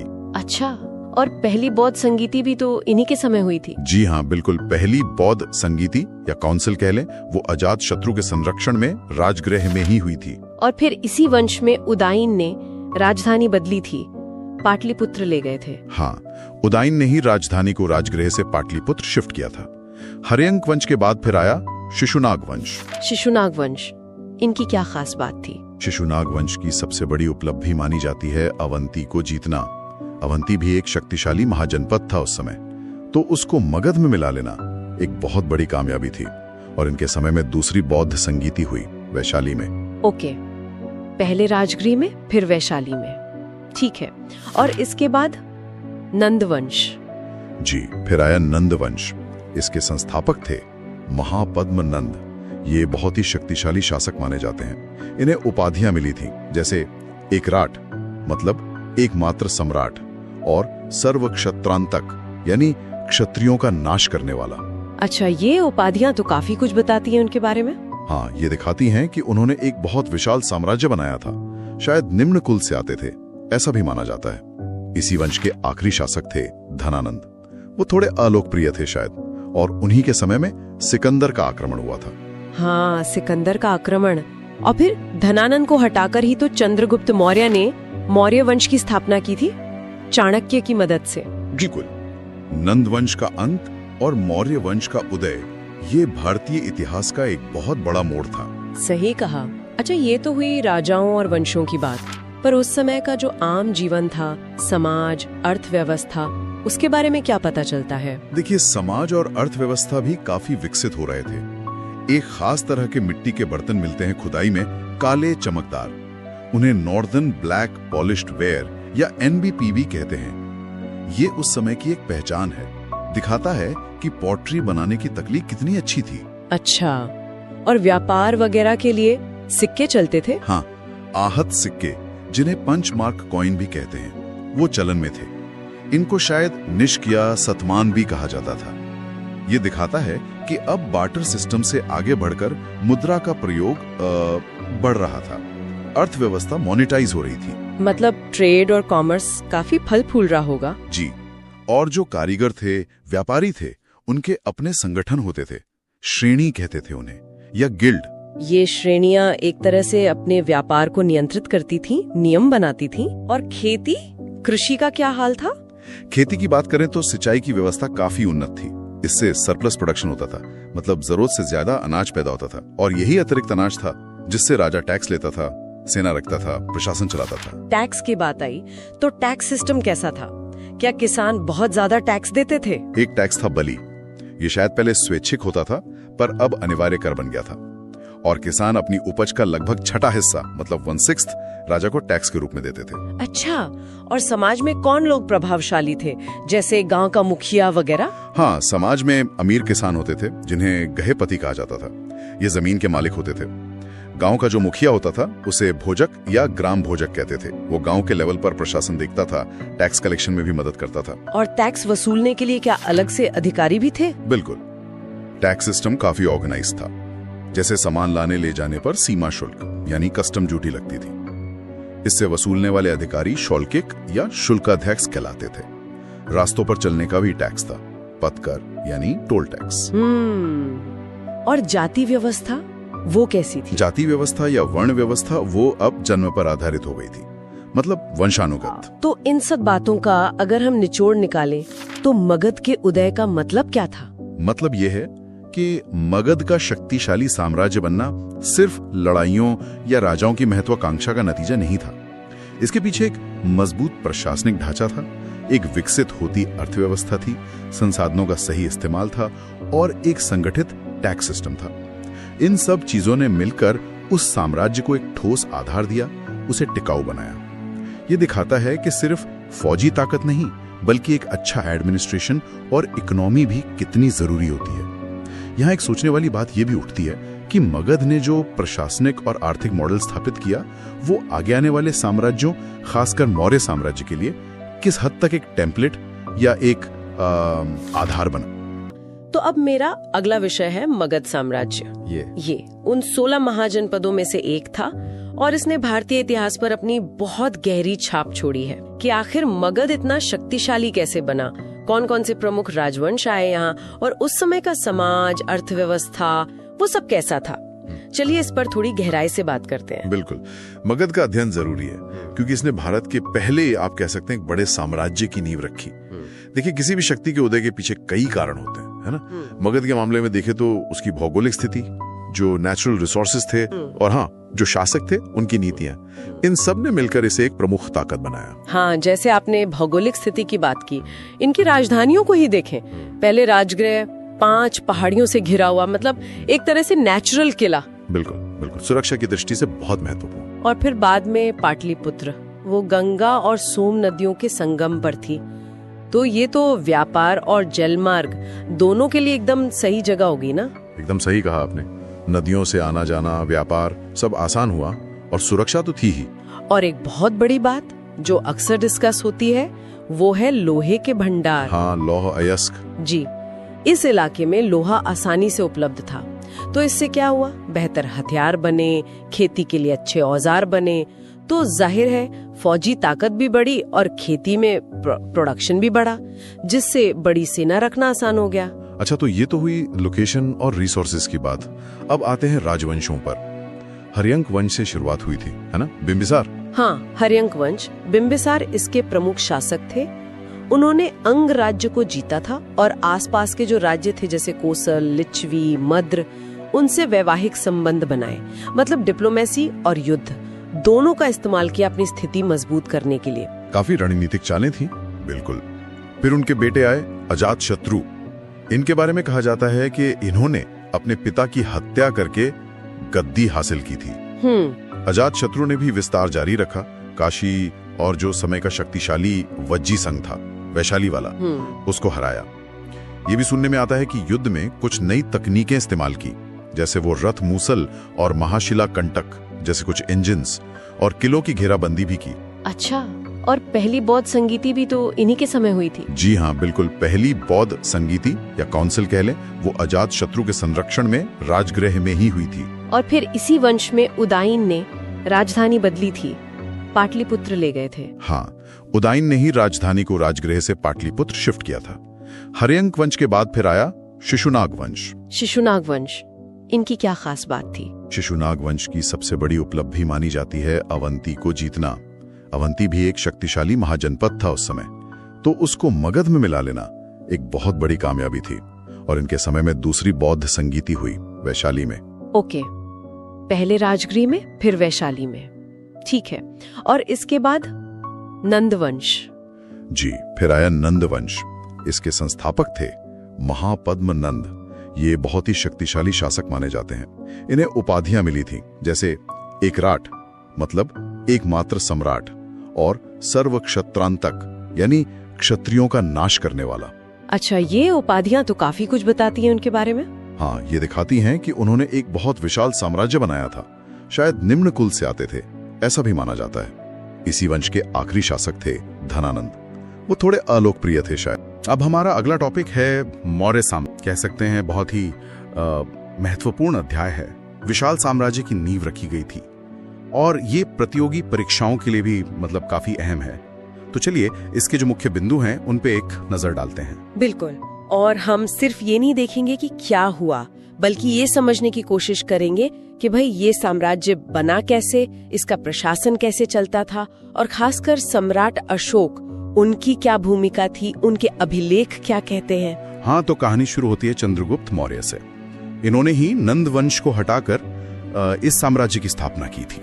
जी, और कहते हैं कि इसमें उनके गुरु और सलाहकार कौटिल्य या चाणक्य जिन्हें कहते हैं, उनका बहुत बड़ा हाथ था। उनकी रचना अर्थशास्त्र भी काफी प्रसिद्ध है। बिल्कुल, और उन्हीं के समय में वो यूनानी राजदूत मेगास्थनीज वो भी आए थे पाटलिपुत्र। उनकी किताब से भी हमें काफी कुछ पता चलता है उस समय का। अच्छा, फिर चंद्रगुप्त के बाद उनके बेटे बिंदुसार आए और फिर इतिहास के शायद सबसे जाने माने शासक सम्राट अशोक। हाँ, अशोक का समय तो बहुत ही खास है। खासकर कलिंग युद्ध के बाद जो बदलाव आया उनमें, उन्होंने लड़ाई छोड़ दी और धम्म अपनाया। ये धम्म क्या था वैसे? मतलब कोई धर्म था या कुछ और? देखिए, ये कोई नया धर्म नहीं था। ये ज्यादातर नैतिक सिद्धांत थे, आचार विचार के नियम थे, जैसे बड़ों का आदर करना, अहिंसा, सच बोलना, इन सब बातों पर जोर था। और उन्होंने इसका खूब प्रचार भी करवाया। और इस वंश के आखिरी शासक वो थे बृहद्रथ, जिनकी हत्या उन्हीं के सेनापति पुष्यमित्र शुंग ने कर दी थी। और फिर शुंग वंश की शुरुआत हुई। अच्छा, अब जरा प्रशासन पर आते हैं। मौर्य प्रशासन के बारे में कहा जाता है कि वो काफी वेल ऑर्गेनाइज था। हाँ बिल्कुल, एक सिद्धांत मिलता है, सप्तांग सिद्धांत। हाँ, सप्तांग, 7 अंग। जी, राज्य के 7 अंग माने गए। राजा, अमात्य यानी मंत्री, जनपद यानी इलाका, दुर्ग मतलब किला, कोश यानी खजाना, दंड यानी सेना और मित्र यानी सहयोगी राज्य। ये एक तरह से पूरे राज्य का फ्रेमवर्क था। और जमीनी स्तर पर कैसा था? केंद्र में क्या व्यवस्था थी? केंद्र में एक मंत्री परिषद होती थी राजा की मदद के लिए, और फिर कई अधिकारी थे अलग अलग काम देखने के लिए, जैसे युक्त, राजुक, प्रादेशिक, ये सब। और शहरों का प्रशासन, पाटलिपुत्र का जिक्र आता है अक्सर। हाँ, पाटलिपुत्र का प्रशासन तो काफी विस्तृत था। मेगास्थनीज ने लिखा है कि शहर का काम देखने के लिए 6 समितियां थीं और हर समिति में 5 सदस्य होते थे। 6 समितियां? क्या क्या काम देखती थी ये? अलग अलग काम थे, जैसे एक समिति उद्योगों का काम देखती थी, एक विदेशियों की देखरेख करती थी, एक जन्म मृत्यु का रिकॉर्ड रखती थी, फिर व्यापार वाणिज्य देखने वाली समिति, बनी हुई चीजों की जांच करने वाली और बिक्री कर वसूलने वाली समिति। मतलब काफी डिटेल में सोचा गया था। कमाल है, उस जमाने में इतना व्यवस्थित नगर प्रशासन। और सेना भी जबरदस्त थी। पैदल सैनिक, घुड़सवार, हाथी सेना, रथ सेना, यहाँ तक कि नौसेना भी थी। और जासूसी व्यवस्था वो भी बहुत मजबूत थी। गूढ़ पुरुष कहा जाता था जासूसों को। हाँ, कुछ अधिकारियों के नाम भी याद रखने होते हैं, जैसे समाहर्ता और सन्निधाता। जी हाँ, समाहर्ता जो थे वो राजस्व इकट्ठा करने वाले मुख्य अधिकारी थे, टैक्स कलेक्शन। और सन्निधाता वो राजकीय कोष यानी ट्रेजरी और भंडार गृह के संरक्षक थे। ठीक है, अब आते हैं अर्थव्यवस्था पर। तो जाहिर है कृषि मुख्य आधार रही होगी। बिल्कुल, खेती ही मेन थी और उपज का करीब 6वां हिस्सा टैक्स के रूप में लिया जाता था, जिसे भाग कहते थे। और क्या स्रोत थे आय के? राज्य का कुछ चीजों पर एकाधिकार था, मोनोपोली थी, जैसे खानों पर, जंगलों पर, नमक बनाने पर, शराब बनाने पर। इनसे भी राज्य को आमदनी होती थी। व्यापार कैसा था? व्यापार भी काफी उन्नत था, देश के अंदर भी और बाहर दूसरे देशों से भी। और मुद्रा के तौर पर वो आहत सिक्के, पंच मार्क्ड कॉइन, वो चलते थे। समाज की बात करें तो वर्ण व्यवस्था तो थी ही। हाँ, वर्ण व्यवस्था मौजूद थी, लेकिन मेगास्थनीज ने एक अलग तरह का वर्गीकरण किया है। उन्होंने काम के आधार पर समाज को 7 वर्गों में बांटा है, जैसे दार्शनिक, किसान, सैनिक, चरवाहे, कारीगर, निरीक्षक और मंत्री। अच्छा, काम के आधार पर? ये दिलचस्प है। और दास प्रथा? हाँ, दास प्रथा भी उस समय थी। चलिए, अब आते हैं अशोक पर और उनकी सबसे बड़ी विरासत जो मानी जाती है, उनके अभिलेख। बिल्कुल, ये अभिलेख तो कमाल के हैं। पत्थर के बड़े बड़े खंभों पर, चट्टानों पर, गुफाओं की दीवारों पर। सोचिए, पूरे साम्राज्य में फैले हुए। ये अपने आप में एक अनोखी चीज है कि कोई राजा अपनी बात सीधे अपनी प्रजा तक इस तरह पहुंचा रहा है। किस भाषा और लिपि में है यह अभिलेख? ज्यादातर अभिलेख प्राकृत भाषा में है, जो उस समय आम लोगों की भाषा थी। और लिपियों की बात करें तो सबसे ज्यादा ब्राह्मी लिपि का इस्तेमाल हुआ है, जो बाएं से दाएं लिखी जाती है। अच्छा। लेकिन उत्तर पश्चिम भारत में, जो आज पाकिस्तान अफगानिस्तान का इलाका है, वहाँ खरोष्ठी लिपि भी मिली है, जो दाएं से बाएं लिखी जाती थी। और अफगानिस्तान में तो यूनानी और अरामिक लिपियों में भी अभिलेख मिले हैं। यानी जहाँ जैसी जरूरत वैसी लिपि। जी हाँ, ये दिखाता है कि साम्राज्य कितना फैला हुआ था और वो स्थानीय भाषाओं, लिपियों का भी ध्यान रखते थे। और इन अभिलेखों को पढ़ा किसने सबसे पहले? ये भी एक जरूरी सवाल बनता है। हाँ, ये बहुत महत्वपूर्ण है। ब्राह्मी लिपि को सबसे पहले 1837 में जेम्स प्रिंसेप नाम के एक अंग्रेज विद्वान ने पढ़ा था। इसी के बाद हम अशोक और उनके समय के बारे में इतना कुछ जान पाए। मतलब प्रिंसेप ने एक तरह से इतिहास का एक बड़ा दरवाजा खोल दिया। बिल्कुल सही।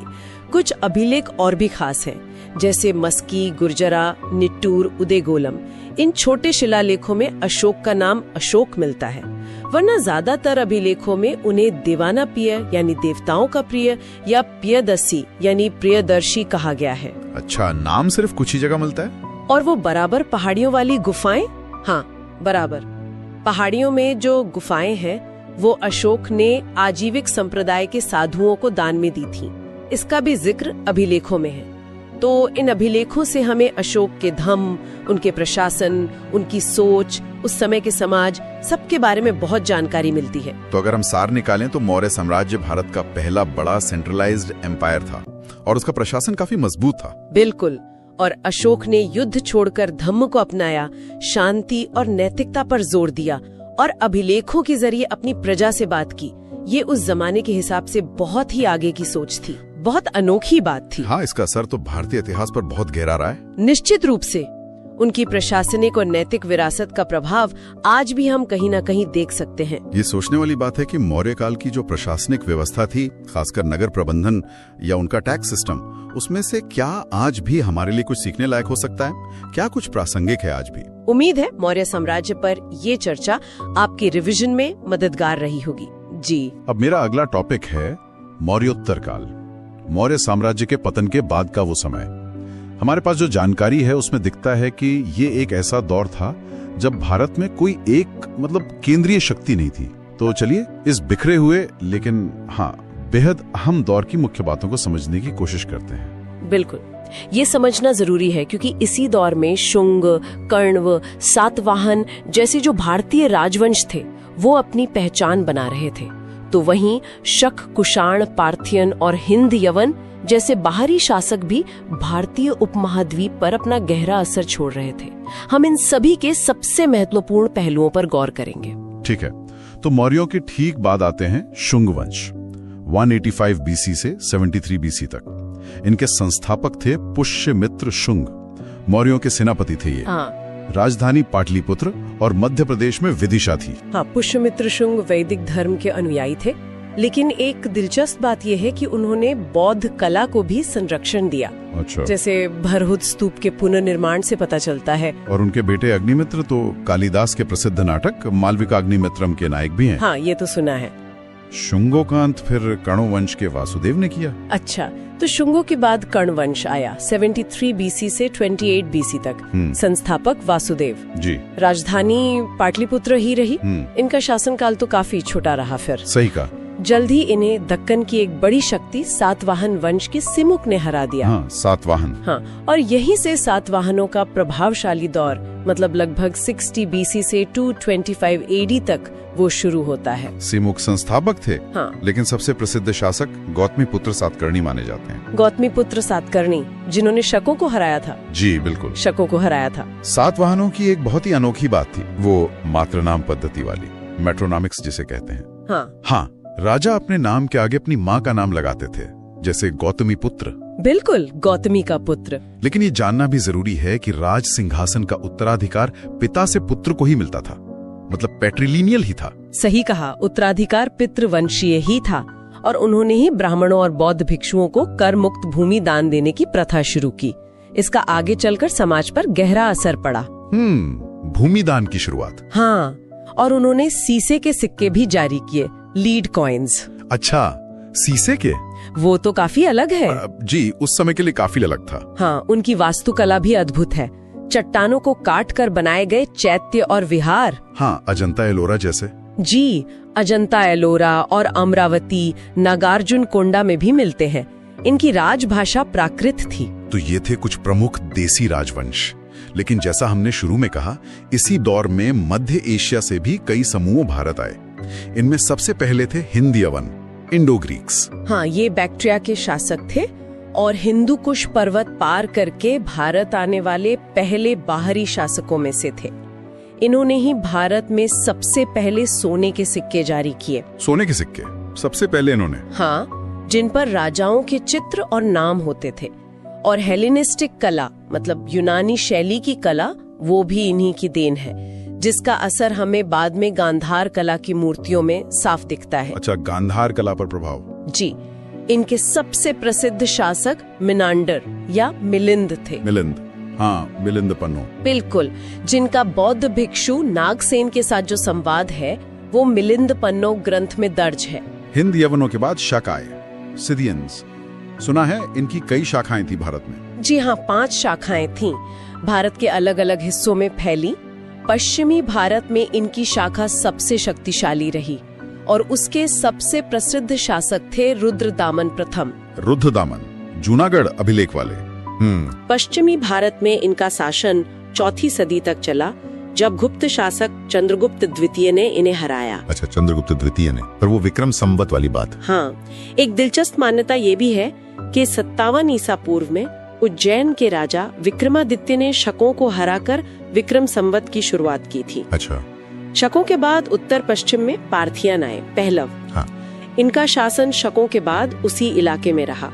गोंडो फर्नीस इनका एक जाना माना शासक है, जिसके समय में कहते हैं कि ईसाई संत थॉमस भारत आए थे। अच्छा। और फिर आए कुषाण, लगभग 1ली से 3री सदी एडी, जिन्हें यूची या तोचारियन भी कहते हैं। ये शायद सबसे प्रभावशाली बाहरी शासकों में से थे। हाँ, निश्चित रूप से। इनकी पहली राजधानी पुरुषपुर यानी आज का पेशावर और दूसरी मथुरा थी। 2 राजधानियां। जी। इनके सबसे महान शासक कनिष्क थे। उन्होंने देवपुत्र मतलब ईश्वर का पुत्र जैसी उपाधि ली थी और उन्होंने ही कश्मीर में 4थी बौद्ध संगीति आयोजित करवाई। हाँ, 4थी बौद्ध संगीति कनिष्क। जी, जहां महायान बौद्ध धर्म को अंतिम रूप दिया गया।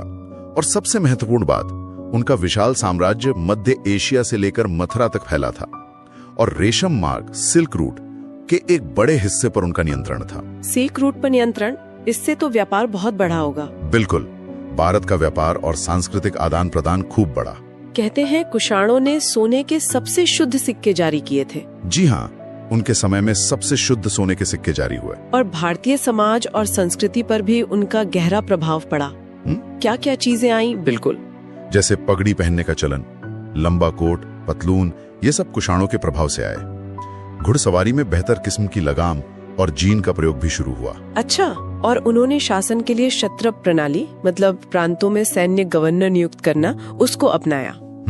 और विज्ञान साहित्य में भी। हाँ, विज्ञान के क्षेत्र में आयुर्वेद के महान ज्ञाता चरक और शल्य चिकित्सा के जानकार सुश्रुत ये कनिष्क के समकालीन माने जाते हैं। साहित्य में अश्वघोष, नागार्जुन, वसुमित्र जैसे बड़े बौद्ध विद्वान हुए।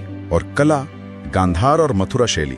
जी, कला में गांधार शैली जिस पर यूनानी रोमन प्रभाव था और मथुरा शैली जो पूरी तरह स्वदेशी थी, इन दोनों का विकास इसी समय अपने चरम पर था। तो कुल मिला के देखें तो ये दौर भले ही राजनीतिक रूप से बिखरा हुआ लगता हो, हाँ, लेकिन सांस्कृतिक दृष्टि से ये एक संगम का और नए विकास का समय था। देशी और विदेशी तत्व घुल मिल रहे थे। कला, धर्म, विज्ञान, साहित्य, सब में नई चीजें हो रही थी। एकदम सही।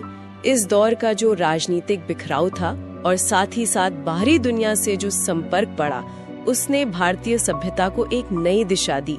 और ये समझना जरूरी है कि कैसे इन घटनाओं ने आगे चलकर गुप्त काल और उसके बाद की भारत की नींव रखी। हाँ, और सोचने वाली बात यह भी है कि क्या ये जो राजनीतिक अनेकता थी, इसी ने विभिन्न संस्कृतियों को फलने फूलने और आपस में मिलने का मौका दिया, जिससे वो एक मिलीजुली संस्कृति बनी, जिसे हम आज भारतीय संस्कृति कहते हैं। बाहरी शक्तियों के साथ ये जो गहन आदान प्रदान हुआ, इसने भारतीय पहचान को कितना बदला और कितना समृद्ध किया होगा, ये सोचने वाली बात है। अब मेरा अगला विषय है संगम युग। ये प्राचीन दक्षिण भारत, खासकर जो तमिल प्रदेश का इतिहास है, उसका एक बहुत ही दिलचस्प और जरूरी दौर है। बिल्कुल। इस समय में मुख्य तौर पर हम 3 राज्यों का जिक्र सुनते हैं, चोल, चेर और पांड्य। हाँ, ये 3 सबसे महत्वपूर्ण थे। चलिए शुरुआत पांड्यों से करते हैं। इनका इलाका था दक्षिणी तमिलनाडु, है ना? और मदुरै इनकी राजधानी। हाँ, मदुरै बहुत ही प्रसिद्ध शहर। और ये बात भी है कि यूनानी राजदूत मेगास्थनीज, उन्होंने भी पांड्यों का जिक्र किया है अपनी किताब में। अच्छा। और हाँ, पांड्य राज्य जो था वो मोतियों के लिए दुनिया भर में जाना जाता था। हाँ, मोती मैंने भी पढ़ा है। उनका रोम साम्राज्य के साथ जबरदस्त व्यापार था, खासकर ये जो कोरकई बंदरगाह था वहाँ से। कोरकई, हाँ। और इसका सबूत ये है कि उस इलाके में काफी रोमन सिक्के भी मिले हैं, तो ये उनकी आर्थिक ताकत दिखाता है। सही बात है। और एक और खास बात, पांड्य राजाओं ने ही तमिल कवियों की वो 3 बड़ी सभाएं, जिन्हें हम संगम कहते हैं, वो आयोजित करवाई थी। अच्छा, उन्हीं के संरक्षण में हुई ये सभाएं। समाज में भी कुछ अलग अलग वर्ग थे शायद। हाँ बिल्कुल। जैसे जो शासक वर्ग था उनको अरसर कहते थे, अरसर। और जो अमीर किसान थे वो वेल्लालर कहलाते थे। और एक निचला तबका भी था, कड़ैसियर। कड़ैसियर, ठीक है। बिल्कुल। अच्छा, अब पांड्यों के थोड़ा उत्तर पूर्व में चलें तो कावेरी नदी का जो डेल्टा है, बड़ा उपजाऊ इलाका, वहाँ था चोलों का राज। चोल, हाँ। उरैयूर और पुहार, जिसको कावेरी पट्टिनम भी कहते हैं, वो इनकी राजधानियां रहीं। और चोलों का नाम शायद सूती कपड़े के व्यापार से जुड़ा है। हाँ बिल्कुल, सूती कपड़ा इनका मुख्य व्यापार था। अच्छा, इनके राजाओं में करिकाल का नाम बहुत आता है। हाँ, सबसे ताकतवर राजा माने जाते हैं। हाँ, करिकाल। उन्होंने वेन्नी की लड़ाई जीती थी, जो काफी महत्वपूर्ण मानी जाती है, और उन्होंने चोल शक्ति को काफी बढ़ाया था। और इनका निशान वो बाघ था शायद। जी हाँ, बाघ, चोलों का प्रतीक चिन्ह। ठीक है, तो ये हो गए चोल।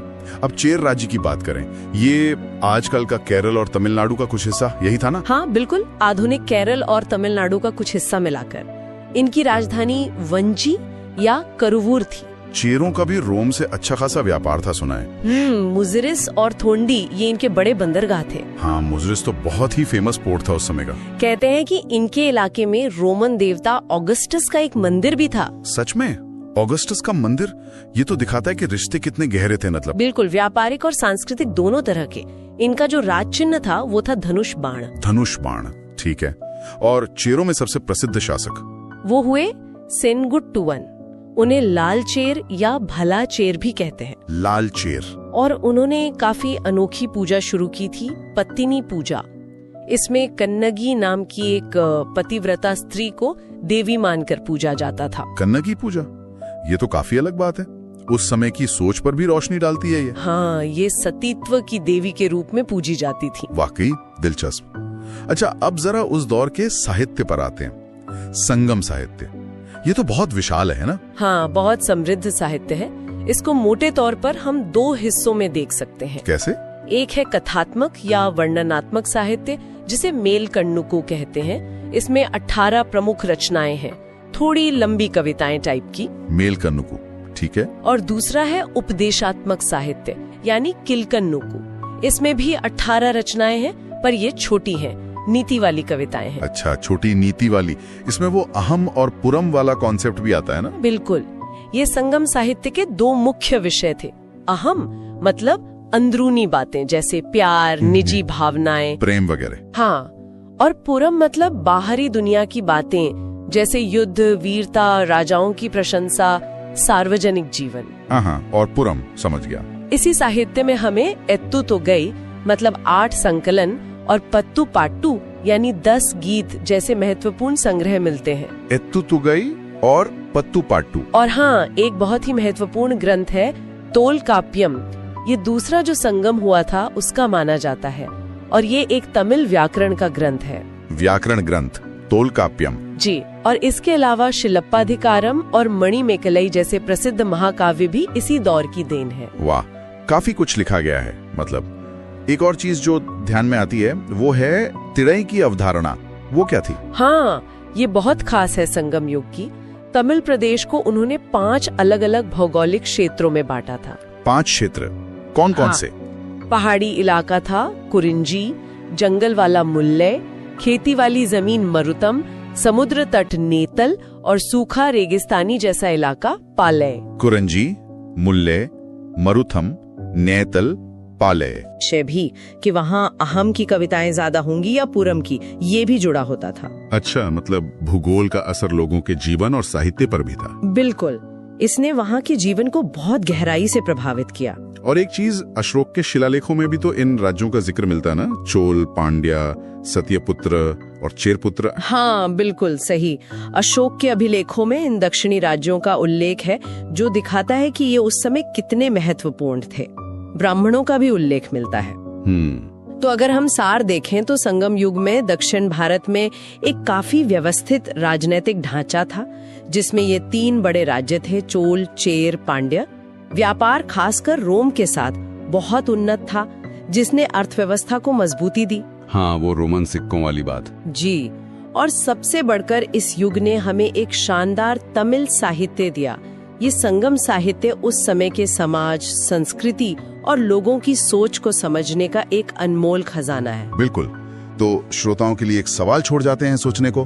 संगम साहित्य की ये जो थीम है, अहम और पुरम या फिर वो कन्नगी पूजा जैसी अनोखी परंपराएं, ये उस दौर की जो उत्तर भारतीय संस्कृति थी उससे कितनी अलग लगती हैं, और ये फर्क दक्षिण भारत की अपनी एक विशिष्ट पहचान को कैसे दिखाते हैं, इस पर जरूर सोचिएगा। हाँ, ये एक अच्छा सवाल। अब मेरा अगला विषय है गुप्त काल। ये लगभग 310 ईस्वी से 540 ईस्वी तक का समय है। जी, गुप्त काल काफी महत्वपूर्ण दौर रहा है भारतीय इतिहास का। हाँ, तो हमारे पास जो जानकारी है उसके हिसाब से हम इसके खास शासकों, उनके काम, शासन और थोड़ी संस्कृति पर बात करेंगे। बिल्कुल, ताकि जो प्रतियोगी परीक्षाओं की तैयारी कर रहे हैं उनके लिए जरूरी बातें साफ हो जाएं। हाँ, मतलब श्रीगुप्त से शुरू करते हैं, फिर चंद्रगुप्त प्रथम, समुद्रगुप्त, चंद्रगुप्त द्वितीय और कुमारगुप्त प्रथम तक। ठीक है, तो शुरुआत श्रीगुप्त से हुई, जिन्हें महाराज की उपाधि मिली थी। वो संस्थापक थे। संस्थापक, लेकिन असली संस्थापक तो शायद चंद्रगुप्त प्रथम को मानते हैं, है ना? हाँ, ज्यादातर यही माना जाता है। उनकी उपाधि भी देखिए महाराजा धीराज थी। अच्छा, तो ये उपाधि बड़ी थी श्रीगुप्त से। जी, और इन्होंने ही 319 ईस्वी में गुप्त संवत की शुरुआत की, ऐसा माना जाता है। और वो लिच्छवी राजकुमारी कुमार देवी से विवाह, वो भी तो खास था। हाँ बिल्कुल, वो सिर्फ शादी नहीं थी, एक तरह का राजनीतिक गठबंधन था। इससे उनकी ताकत बढ़ी। और एक और बात, सोने के सिक्के, हाँ, वो इन्होंने शुरू किए थे। जी, ये पहले गुप्त शासक थे जिन्होंने सोने के सिक्के जारी किए। अच्छा, इनके बाद फिर समुद्रगुप्त आए 335 ईस्वी के आसपास। हाँ, समुद्रगुप्त, इनकी उपाधियां भी दिलचस्प है। कविराज, लिच्छवी दोहित्र। कविराज मतलब कविता भी करते थे। हाँ, कला प्रेमी भी थे। और लिच्छवी दोहित्र क्योंकि उनकी माँ कुमार देवी लिच्छवी राजकुमारी थी। ओह सही। और इनकी जानकारी का मुख्य स्रोत वो प्रयाग प्रशस्ति है, इलाहाबाद वाला स्तंभ लेख। बिल्कुल, उसी से उनकी विजयों का पता चलता है। जबरदस्त सेनापति थे वो। हाँ, मैंने पढ़ा है। उत्तर भारत मतलब आर्यावर्त के 9 राजा और दक्षिणापथ यानी दक्षिण भारत के 12 राजाओं को हराया। और वो जंगली इलाके 8वें राज्य भी। जी, उन्हें भी जीता। उनकी सैन्य पहुंच काफी वसी थी और उन्होंने कई तरह के सिक्के भी चलाए थे। कमाल है। अच्छा, फिर आते हैं चंद्रगुप्त द्वितीय 380 ईस्वी से। इनका नाम तो बहुत सुना है, विक्रमादित्य। हाँ, विक्रमादित्य, ये बहुत प्रसिद्ध उपाधि है इनकी। और भी उपाधियां थी, देवगुप्त, देवराज, देवश्री और शकारी। शकारी मतलब शकों को हराने वाले। जी हाँ। शकों का उन्मूलन इनकी एक बड़ी सैन्य उपलब्धि मानी जाती है। और इन्होंने भी विवाह संबंधों का इस्तेमाल किया था, है ना? बिल्कुल। नागराज कुमारी कुबेर नागा से खुद विवाह किया और अपनी बेटी प्रभावती गुप्त का विवाह वाकाटक नरेश रुद्रसेन द्वितीय से किया। दक्षिण में प्रभाव मजबूत हुआ इससे। बड़ी स्ट्रेटेजिक सोच थी। हाँ। और सबसे मशहूर बात, इनके दरबार में 9 रत्न थे। अरे वाह जी, 9 रत्न, जिनमें कालिदास, धन्वंतरी, वराह मिहिर, अमर सिंह जैसे दिग्गज शामिल थे। एक से बढ़कर एक विद्वान। क्या माहौल रहा होगा। अच्छा, इन्होंने चांदी के सिक्के भी शुरू किए, वो पहले नहीं थे? नहीं, पहले नहीं थे। चांदी के सिक्के चलाने वाले ये पहले गुप्त शासक थे। और वो चीनी यात्री फाहियान? फाहियान भी इन्हीं के समय भारत आया था। उसके विवरण से उस समय के समाज और जीवन के बारे में काफी कुछ पता चलता है। और उज्जैन को दूसरी राजधानी भी इन्होंने ही बनाया। जी, उज्जैन उस समय एक बड़ा व्यापारिक और सांस्कृतिक केंद्र बन गया था। इनके बाद आए कुमारगुप्त प्रथम, लगभग 415 ईस्वी में। हाँ, कुमारगुप्त प्रथम। इनका सबसे महत्वपूर्ण काम शायद नालंदा विश्वविद्यालय की स्थापना है। नालंदा, बिल्कुल। शिक्षा का इतना बड़ा केंद्र, ये तो बहुत बड़ी देन है। निश्चित रूप से। ये खुद कार्तिकेय के उपासक थे। और इसी दौर में कालिदास के अलावा वात्स्यायन, विष्णु शर्मा जैसे लेखक भी हुए। जी हाँ, इसी काल से संबंधित माने जाते हैं। गुप्त काल साहित्य और कला के लिए भी स्वर्ण युग जैसा था। इतने बड़े साम्राज्य का प्रशासन कैसे चलता था? कोई खास व्यवस्था थी? हाँ, व्यवस्था काफी संगठित थी। पूरा साम्राज्य प्रांतों में बटा था, जिन्हें भुक्ति कहते थे। भुक्ति? अच्छा। और भुक्ति आगे जिलों यानी विषय में बटे होते थे। और सबसे छोटी इकाई थी ग्राम यानी गांव। और इनके अधिकारी? भुक्ति का प्रमुख उपरिक कहलाता था और विषय का प्रमुख विषयपति। और जैसे न्याय या सेना के लिए कौन थे? उनके लिए महादंड नायक जैसे पद थे। विदेश नीति या संधि विग्रह के लिए संधि विग्रहिक थे।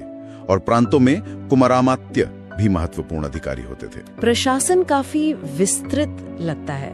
टैक्स वगैरह भी होते होंगे? हाँ हाँ, कई तरह के कर थे।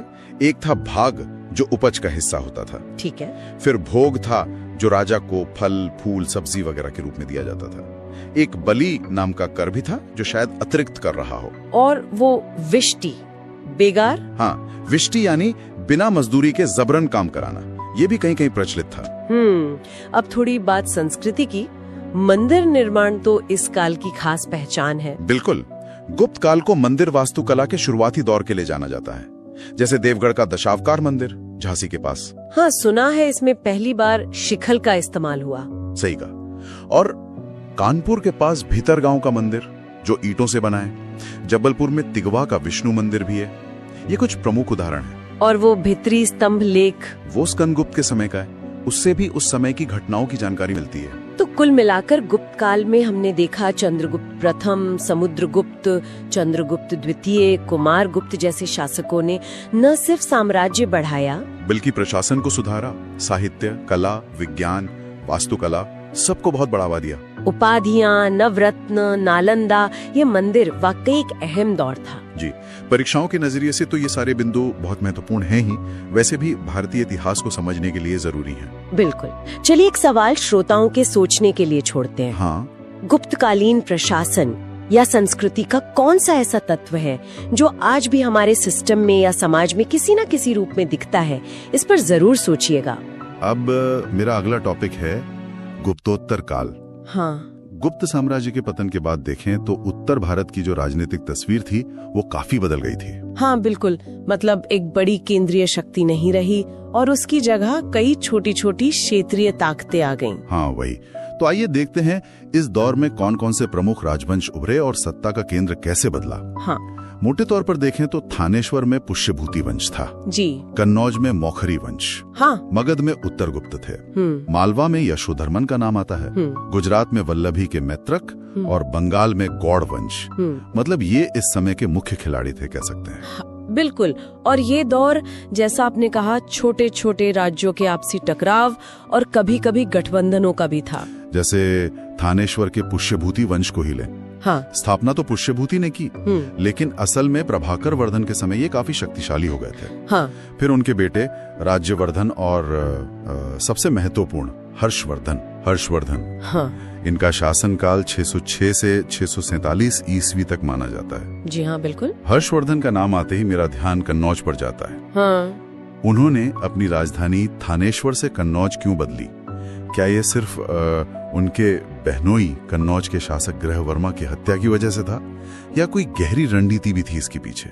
देखिए, ये एक बहुत ही महत्वपूर्ण सवाल है। असल में ग्रहवर्मा, जो मौखरी वंश के थे और हर्ष की बहन राज्यश्री के पति थे, उनकी हत्या मालवा के देवगुप्त और बंगाल के गौड़ शासक शशांक ने मिलकर की थी। अच्छा। तो अपने भाई राज्यवर्धन की मृत्यु के बाद हर्षवर्धन ने कन्नौज को न सिर्फ बचाया बल्कि उसे अपनी राजधानी भी बना लिया। और देखिए, कन्नौज की जो भौगोलिक स्थिति थी ना, वो बहुत महत्वपूर्ण थी। हाँ, कैसे? वो गंगा के किनारे बसा था, उपजाऊ दोआब क्षेत्र में था, व्यापार के लिए, सैन्य नियंत्रण के लिए, मतलब दोनों ही नजरिए से ये एक आदर्श जगह थी। तो ये सिर्फ एक भावनात्मक फैसला नहीं था। तो मतलब एक सोचा समझा रणनीतिक कदम था ये। हाँ बिल्कुल, एक रणनीतिक कदम। और इसी वजह से कन्नौज का महत्व बहुत बढ़ गया इस दौर में। इसी दौर के बारे में हमें काफी जानकारी वो बाणभट्ट की रचनाओं और चीनी यात्री हुएनसैंग के विवरणों से मिलती है ना? हाँ बिल्कुल सही। बाणभट्ट तो हर्ष के दरबारी कवि थे और हुएनसांग ने हर्ष के शासनकाल में ही भारत की यात्रा की थी और काफी विस्तार से यहाँ के बारे में लिखा। सुना है हर्ष खुद भी काफी विद्वान और कला प्रेमी थे। जी हाँ, उन्होंने प्रयाग और कन्नौज में विशाल धर्म सभाएं भी आयोजित करवाईं। उन्हें उपाधियां भी मिली थीं, जैसे शिलादित्य। हाँ, शिलादित्य मतलब गुणों का सूर्य। हाँ, और सकलोत्तरा पथनाथ, जिसका मतलब है समस्त उत्तरी क्षेत्र का स्वामी। और ये भी कहा जाता है कि उन्होंने खुद प्रियदर्शिका, रत्नावली और नागानंद जैसे संस्कृत नाटक लिखे। अच्छा। हालांकि कुछ इतिहासकार मानते हैं कि शायद ये उनके दरबार के किसी कवि ने उनके नाम से लिखे होंगे, पर फिर भी कला और साहित्य को संरक्षण तो था ही। और कन्नौज के मौखरी वंश की बात करें जिनका जिक्र भी आया, ग्रहवर्मा तो वहीं के थे। हाँ, मौखरी वंश कन्नौज में पहले से स्थापित था।